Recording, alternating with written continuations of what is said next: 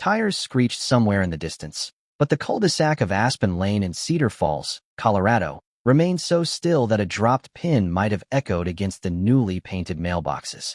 The stillness shattered when a door slammed open and Gregory Walsh burst onto his pristine lawn, neck veins bulging, khakis flapping in the mountain breeze as he jabbed a trembling finger toward the driveway next door. "Officer, that woman is not who she says she is. She's dangerous. Look at the ink all over her arms." His voice carried an expensive confidence born of decades in courtroom trenches and 3 terms as president of the Maple Grove Homeowners Association. Across the property line, Dr. Alicia Carter stood motionless, shoulders relaxed in the practiced manner she had learned both in Navy boot camp and under the glaring surgical lights of Denver Children's. Her wrists, however, were now enclosed in steel. The officer's cuffs clicked shut just as 9-year-old Oliver Carter's cry cracked the still afternoon. "Mom! Mom! Please don't take my mom." The boy's freckles stood stark against tear-flushed cheeks as he strained against another officer's gentle grip. Alicia's gaze never left her son's. "It's okay, Ollie. Stay calm. I'll be right back." Her voice was steady, syrupy with comfort, steely with certainty, yet inside her chest something delicate tore.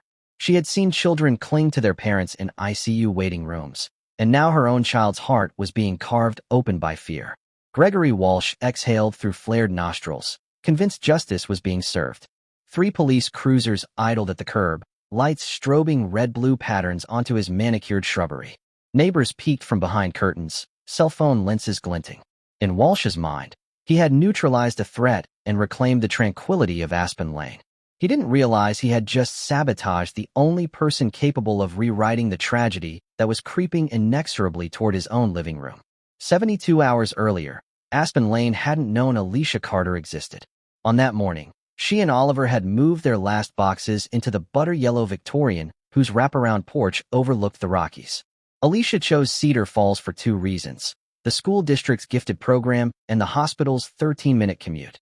Oliver chose it for the giant cottonwood out back. "Perfect," he said, "for a treehouse or, at minimum, rope swing adventures."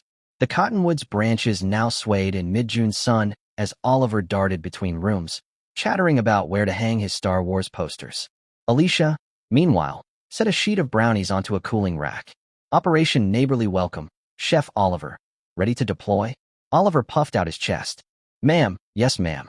He practiced the salute he had perfected since learning his mother once commanded a trauma team aboard the USS Mercy.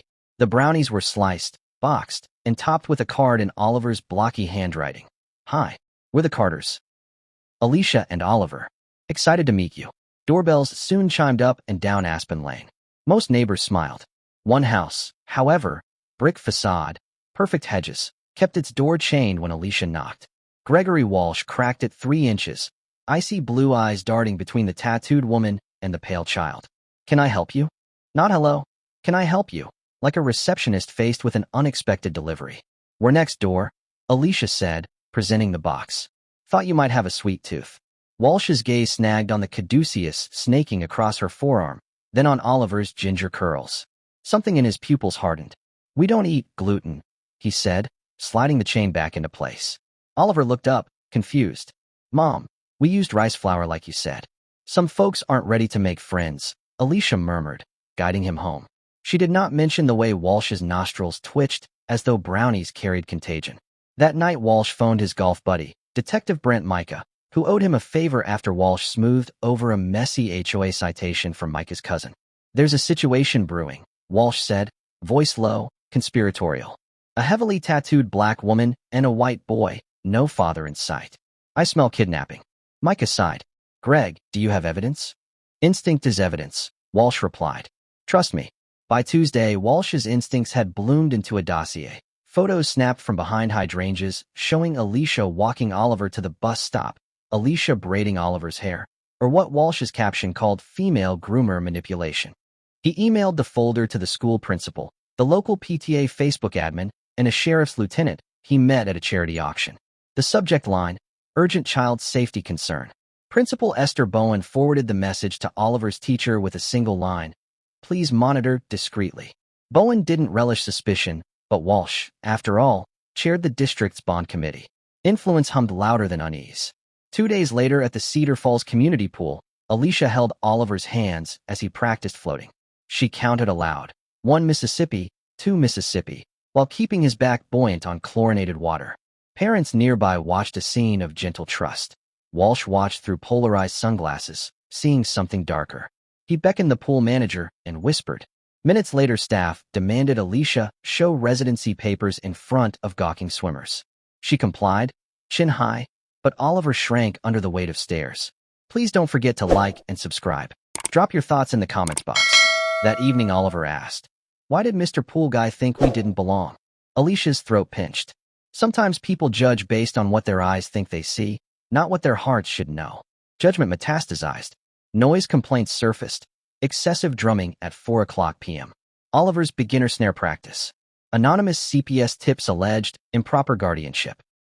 A social worker named Danielle Frost arrived unannounced, clipboard ready. By law, she had to investigate.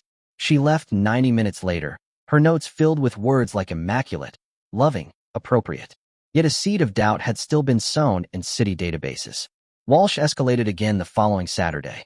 Alicia had set up a workbench in the driveway, teaching Oliver to rotate tires. Practical knowledge, she said, equals resilience. Sunlight glinted off socket wrenches. Oliver's grin glinted brighter. Walsh, peering between blinds, dialed 911. His voice quivered with manufactured fear. Yes, a black woman's making a white child dismantle a vehicle. Might be trafficking. Send units fast. Patrol cars arrived. Cuffs clicked. Cameras recorded. Walsh's heart thrummed victorious beats he mistook for righteousness. Back seat of the cruiser, Alicia controlled her breathing. 4 counts in, 4 counts out, while replaying the Hippocratic oath in her head, trying to anchor herself to purpose rather than rage. She glanced at the dashboard clock, 4:42 p.m. She was set to be on call at Denver Children's starting at 6 p.m. Her pager, confiscated with her phone, would likely beep soon. A chill crept up her spine. At precinct headquarters, Detective Brent Micah processed her, pivoting between apology, procedure, you understand, and detachment. Fingerprints were taken, questions asked. How are you related to the child? Legally and forever, Alicia answered, sliding adoption papers under glass. She explained that Oliver's biological mother, her best friend Lieutenant Natalie Sloan, died when an IED tore through their medevac convoy in Mosul. Alicia had sworn over Natalie's last heartbeat to raise her infant son. She had honored that vow for 9 years. Micah swallowed. Wait here. He marched to a cubicle, dialing information he should have verified long before the cuffing. But before truth could unwind, his line beeped. A call from Denver Children's. Detective, this is Chief Nurse Kwan. Our only pediatric cardiac surgeon on call, Dr. Carter, missed emergency page. A 6-year-old with a ruptured aortic valve is minutes from coding. Micah's stomach dove. He whispered, Dr. Carter's in holding. Simultaneously, across Cedar Falls, Walsh's 6-year-old daughter, Lily Walsh, apple of her father's perfectionist eye, was wheeled into an ambulance after collapsing during a ballet recital. Pale lips, erratic pulse, labored breaths. The EMT noted congenital heart disease on her med bracelet. Severe valvular malformation, surgical candidate. Walsh, tailing the ambulance, kept repeating, it's a minor scare, right? But the paramedics didn't answer. 20 minutes later, Lily entered the same, or whose doors now stood waiting for a surgeon who sat shackled downtown. At 5:36 p.m., Micah sprinted to the cell block. Dr. Carter, you need to get to Denver Children's now. A child's life. He cut himself off, conscience buckling. God help me, it's Walsh's daughter. Keys rattled. Cuffs were removed. Micah offered a haunted apology. Alicia studied his face, an attorney's friend, complicit in bias, and nodded once. No time for anger. She raced out, escorted by a patrol car with lights blazing, not a suspect, but savior. When Alicia burst through ER doors at 2 minutes past 6 p.m., Lily's blood pressure was crashing. Walsh, eyes bloodshot, froze as he recognized the woman he'd vilified. Terror and shame fused in his throat. Please, he rasped. Save her. Alicia's stare was clinical, unreadable. Give me her chart. Inside, or 3, she scrubbed in while reciting Lily's stats. Bypass ready, clamps prepped. She sliced through time itself, fingers mapping lifelines inside a walnut-sized heart. Outside, Walsh sat rigid between two realities, the one where he was protector and the one where he was executioner by prejudice. For hours later, the door swung open. Alicia removed her mask. Valve reconstructed. Perfusion normalized. She'll need careful monitoring, but she's expected to recover. Walsh crumpled with relief that tasted like ashes. Days passed. Viral footage of the driveway arrest exploded online. Hashtag hands-off hero. Comment sections roiled. News anchors dissected. The HOA board impeached Walsh unanimously. His law firm forced a leave of absence after clients withdrew retainers. Sponsors canceled his golf charity. Yet none of that compared to Lily's bedside questions once she regained her sweet soprano. Daddy, why was Dr. Carter sad when she said you didn't like her? She fixed me even though you were mean. Walsh's reply lodged in his chest like bone. Alicia visited Lily daily. She demonstrated to the girl how to take deep breaths using an incentive spirometer shaped like a smiling dolphin. Lily giggled. Walsh watched, equal parts gratitude and self-loathing. 3 weeks later, the DA filed charges, filing a false police report, harassment, obstruction of medical personnel. Alicia, approached for a victim impact statement, surprised the prosecutor. Propose restorative justice, she said. Community service at the children's cardiac ward, implicit bias training, a public apology. Jail won't mend kids' hearts. The deal was accepted. Walsh spent evenings sanitizing toys, weekends guiding craft sessions, while learning each young patient's backstory. He watched parents of every race weep with fear and rejoice with hope. Slowly, prejudice loosened its talons. Oliver, meanwhile, returned to school where classmates now viewed him and his mother as local legends. But fame didn't erase scars. Nightmares jolted him awake. Sirens, handcuffs, a world that questioned his family's authenticity. Alicia enrolled them both in counseling, determined that trauma, like heart valves, could be mended with skilled hands and patience. Autumn arrived, painting the Rockies with molten gold. The PTA hosted a Families of Courage fun run to raise funds for cardiac research. Alicia was asked to fire the starting pistol. She almost declined. She preferred quiet victories in operating rooms, but Oliver grinned up at her. Let them see heroes, Mom. At the microphone, she spoke not of scalpels or medals, but of stories. We all tell ourselves stories about strangers, she said to hundreds gathered under fluttering pennants. Some stories heal, others wound.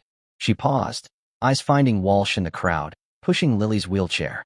The miracle is, we get to choose which stories we keep believing. After the race, Oliver and Lily sat beneath the cottonwood, trading secrets about the perfect treehouse design. Walsh approached Alicia, hands trembling. There are no words. Tears glazed his lashes. But I'll spend the rest of my life searching for them. Alicia folded her arms. A graffitied gallery of memorial tattoos, a desert camo helmet, a pair of angel wings bearing Natalie's initials, the rhythmic line of an EKG morphing into a treble clef representing Oliver's first heartbeat she ever heard. Start with thank you, she said. Thank you, he whispered. Wind rustled through cottonwood leaves, scattering dappled light on a scene that, months earlier, would have seemed impossible. A black woman surgeon, a repentant white lawyer, 2 children, one freckled, one fair, plotting aerial walkways between branches. A nurse snapped a photo, knowing one day Lily would point to it and say, "That's the day Dad learned what family really means." Night settled over Cedar Falls, but Aspen Lane no longer felt still. Crickets chirped, porch lights glowed, and in every house someone reconsidered the stories they told themselves about the people next door. Somewhere inside the Carter home, Alicia tucked Oliver in, brushing a curl from his forehead. Big day, she murmured. He nodded, half asleep. Mom, yes. Do you think Mr. Walsh will ever stop being sorry? Alicia kissed his temple. What matters, Ollie, is that he started being better. That's how hearts get fixed on the outside. She laid a hand over her son's chest. And in here, outside, the cottonwood stood sentinel against the star-strewn sky, its branches stretching toward possibility, reminding anyone who cared to look that strong roots and open arms make room for every kind of family.